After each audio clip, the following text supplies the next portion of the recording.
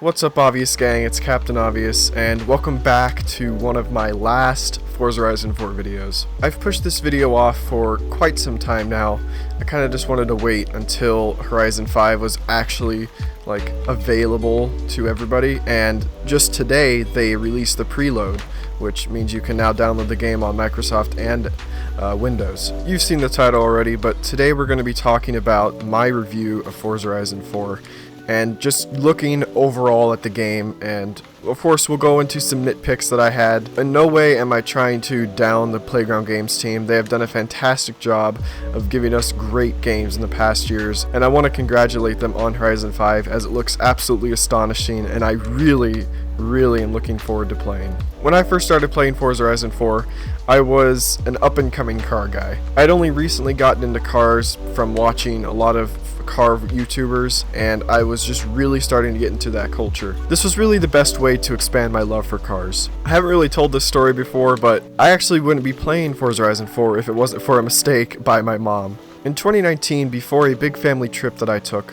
I ended up getting a DSLR camera. The main reason that I got that camera is because I wanted to vlog my trip. This trip was very big for our family, so I really wanted to capture every moment of it. When I came back home, I didn't really have a way to edit the video. The only laptop that I had frequent access to was my mom's old Toshiba. I ended up convincing my parents to get me a laptop, and I got a Lenovo Yoga 730. As I look back on that purchase, I realized that it probably wasn't the best idea because at the time I was quote-unquote in the know with everything PC, at least I thought I was, and for some reason I bought a laptop without a GPU, so I could barely do anything. Of course I could edit videos and do other stuff like edit photos, but it was really hard because it was an 8th gen Core i5 with 8 gigs of RAM. 2 weeks after getting my laptop, I was regretting it and I was thinking of returning it. I talked to my parents and I brought up the idea of getting an Xbox so that there would actually be a reason for me having a laptop, so I could play Forza or something. My mom ended up getting confused and thought that the Xbox was some sort of editing tool that I would use to edit the video from our trip. Without knowing that she was confused and without knowing that I would have now spent over 170 days playing this game, we went to Walmart and got the Xbox console. Back to the review. I'm not going to go on a number scale or anything, but all I gotta say is, overall, this game was very good and fun. First, let's talk about the positives of the game. We'll talk about the map first. The map size was quite big compared from Horizon 3, and they did a very good job of recreating some IRL icons. I also like the fact that it kind of blended two countries and mixed England with Scotland. It was a very good concept, and it produced this very interesting map.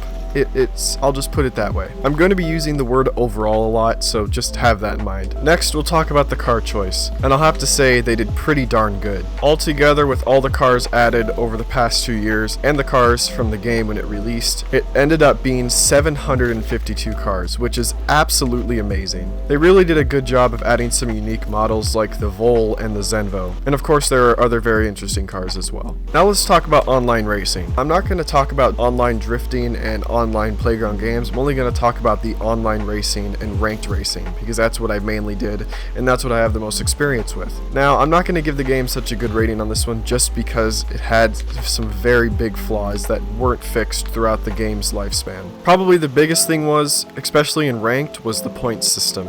It was broken since the beginning of the game, and Playground Games really didn't care to fix it, even though it's been a problem since they introduced ranked into the game. Second thing is rammers and cheaters.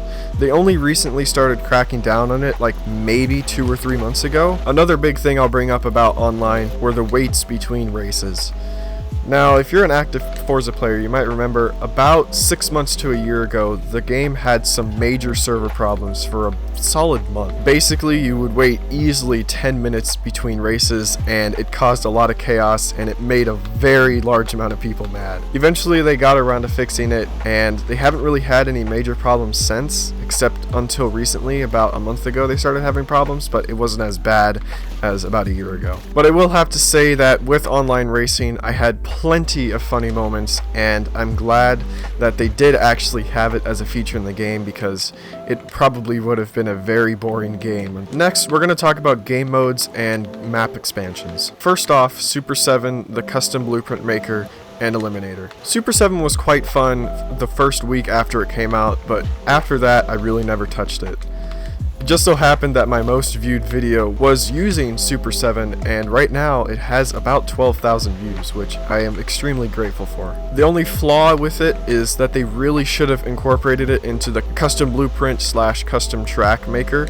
I think that would have been a better decision instead of having it as a separate game mode. It would have made blueprint making way better. And of course, we have to talk about Eliminator, probably the most meme game mode of the game. When it first came out, again, it was really fun for about the first couple weeks, and then after that, it just got really boring. Again, I'm not trying to slam the Playground game developers, I'm just sharing my thoughts. Next, we'll talk about Fortune Island and LEGO Speed Champions, the two map expansions. Personally, my favorite out of the two was Fortune Island, just because of the diverse atmosphere of it. It was just a really interesting and just diverse place to be in, and I quite liked it a lot. But I do think if there were more Team Wars over there, it would be quite interesting. Now, LEGO's another story. I kind of have mixed opinions about it, though I'm leaning towards the positive side about it. It's pretty good, but it's also kind of childish, and I don't 100% like it. Now, I will agree that it was a fantastic idea to team up with LEGO. It's a good marketing idea, and I think that the general public received it quite well. But for me at least, I didn't 100% like it.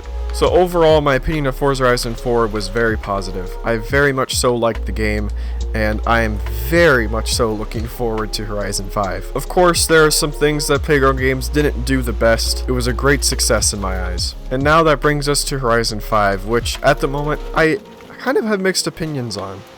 I haven't actually watched any of the playthrough videos from the big YouTubers that got the game early.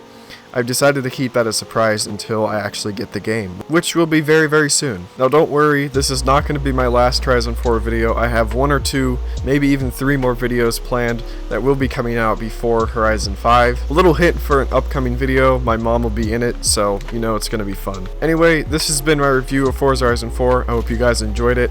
Thanks so much for watching to the very end of the video, and I'll see you all in another video.